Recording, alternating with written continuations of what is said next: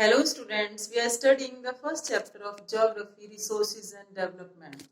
Student, yesterday we have discussed some topic of this chapter, water resources, their classification and sustainable development. And today we'll discuss the next topic like land distribution of India and land degradation, their causes, their solution. तो आइए देखते हैं. Students, today we will know about the distribution of land of India. जो India की land है उसको 3 parts में divide किया गया है. जो 27% लैंड है वो प्लेट्यू है, यानी पठारीय भाग है जहां से हमें मिनरल मिलते हैं, जो मिनरल रिसोर्स है. 30% माउंटेनिंग है, जो रिवर ओरिजिन है जहां से नदियां निकलती हैं. और 43% प्लेन्स है, जो एग्रीकल्चरल एंड इंडस्ट्रियल एरिया है, इंडस्ट्रियल यूज एरिया है. तो ये हमारा डिस्ट्रीब्यूशन ऑफ लैंड है. अब हम यहाँ पर इतने एरिया में, यानी 30% माउंटेनिंग है, 43% में प्लेन है, 27 पर प्लेट्यू है, ये तो हमें समझ आएगा. इससे आगे देखते हैं लैंड डिग्रेडेशन. लैंड डिग्रेडेशन क्या है? लैंड डिग्रेडेशन है भूमि की गुणवत्ता का कम होना, यानी उसकी फर्टिलिटी का कम होना. तो आइए देखते हैं the decrease quality of land due to human and natural activities which makes it unfit for cultivation is known as land degradation. यानी कि हम लोगों के नेचुरल एक्टिविटीज की वजह से, गतिविधियों की वजह से और ह्यूमन एक्टिविटीज की वजह से हमारी जो लैंड है उसकी गुणवत्ता, उसकी फर्टिलिटी कम होती जा रही है. अब इसके कॉजेस क्या हैं, कौन कौन से कारण हैं? फर्स्ट कॉज है ओवर ग्रेजिंग. ओवर ग्रेजिंग कहते हैं जो जिस लैंड पर मवेशी चरते हैं, गाय भैंसों को चराया जाता है, तो यदि एक ही लैंड पर, एक ही जमीन पर बहुत लंबे समय तक ग्रेजिंग होती रहे तो वो जमीन की जो गुणवत्ता है, जो क्वालिटी है, वो घट जाती है. और ये एरिया बहुत ज्यादा, एग्जांपल के लिए हमारे पास है Gujarat, Rajasthan, MP and Maharashtra. In areas में ओवर ग्रेजिंग बहुत होती है. तो इसकी वजह से, ओवर ग्रेजिंग की वजह से जो है डिग्रेडेशन होता है. सेकेंड कॉज है ओवर इरिगेशन. यदि जमीन की बहुत ज्यादा सिंचाई कर दी जाए, उसमें बहुत ज्यादा पानी भर दिया जाए, तो पानी भरने की वजह से भी वो जो मार्शी लैंड हो जाती है, दलदली भूमि हो जाती है, वो भी हमारे वो जमीन की क्वालिटी को घटा देती है, डिग्रेड कर देती है. Third is industrialisation. इंडस्ट्रियलाइजेशन भी एक बहुत बड़ा कारण है लैंड को डिग्रेड करने में, इसकी क्वालिटी को. क्योंकि जितनी भी फैक्ट्रीज हैं, जितनी भी इंडस्ट्रीज हैं, उनसे जो वेस्ट निकलता है उसका एक प्रॉपर डिस्पोजल होना चाहिए, प्रॉपर निकासी होनी चाहिए. जो यूजेबल जमीन में जो वो वेस्ट निकाला जाता है वो भी जमीन की गुणवत्ता को कम करता है. फोर्थ है माइनिंग.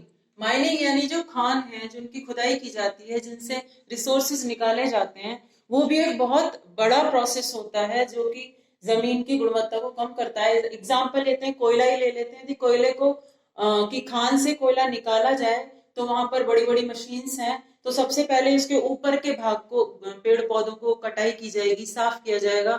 उसके बाद मशीन्स के द्वारा उसको निकाला जाता है और उसके बाद उसको फाइन करने के लिए जलाया जाता है. तो इतना जो लैंड एरिया है जिस पर ये वर्क होता है, वहां भी लैंड की डिग्रेडेशन होती है. और फिफ्थ है the grinding of limestone for cement factories and ceramic industries. अब यदि सीमेंट फैक्ट्रीज हैं जो सीमेंट बनाती हैं, तो पत्थर को ग्राइंड करके, पीस के बनाती हैं, उसका चूरा करके बनाती हैं, जिसकी वजह से जो डस्ट है, बहुत भारी मात्रा में डस्ट उड़ता है और वो डस्ट लैंड पे एक परत बना लेता है, जिस वजह से अगर लैंड पे जो सिंचाई है या पानी जाना है वो उस परत के नीचे जाना मुश्किल हो जाता है. वो भी एक बहुत बड़ा रीजन है लैंड डिग्रेडेशन का. तो ये थे हमारे लैंड डिग्रेडेशन के कॉजेज. अब इसके सोल्यूशन क्या है, क्या क्या सोल्यूशन है जिसके द्वारा हम इसको कम कर सकते हैं? फर्स्ट है एफोरेस्टेशन. जो हम सब जानते हैं कि ज्यादा से ज्यादा पेड़ उगाए जाएं, पेड़ों को लगाया जाए, जिसकी वजह से भूमि की गुणवत्ता बढ़ती है. दूसरा है proper management of grazing. Grazing के लिए एरिया व्यवस्थित होना चाहिए कि इतने एरिया में ही ग्रेजिंग होगी और बहुत ज्यादा समय तक या लंबे समय तक कंटिन्यूटी में उसमें ग्रेजिंग नहीं होनी चाहिए. थर्ड है proper discharge and disposal of industrial waste.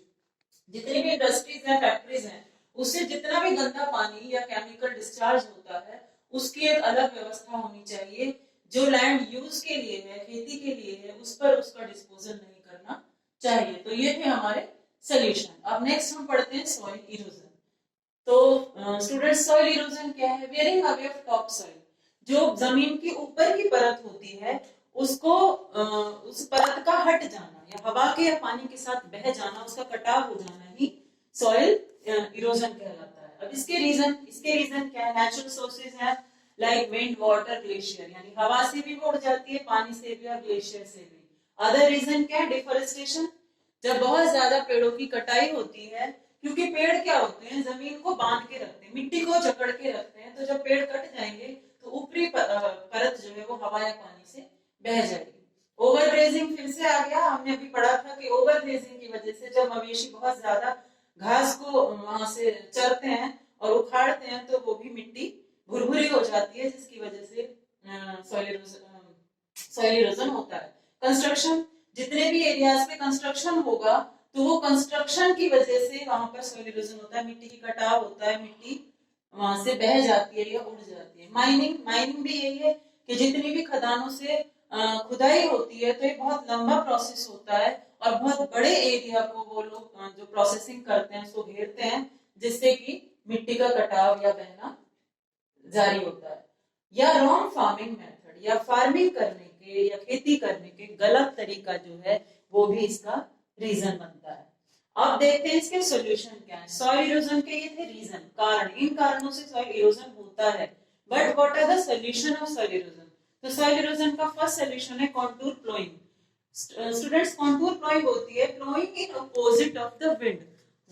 जिस दिशा में हवा बह रही होती है उसके अपोजिट दिशा में खेत को जोतना, ताकि वो हवा उड़े ना, वो मिट्टी उड़े ना। तो ये फर्स्ट है हमारा कॉन्टूर प्लोइंग, इसको कॉन्टूर प्लोइंग कहते हैं, यानी कि हवा के अपोजिट डायरेक्शन में खेत जोतना, जिससे कि सॉइल इरोजन को हम रोक सकते हैं।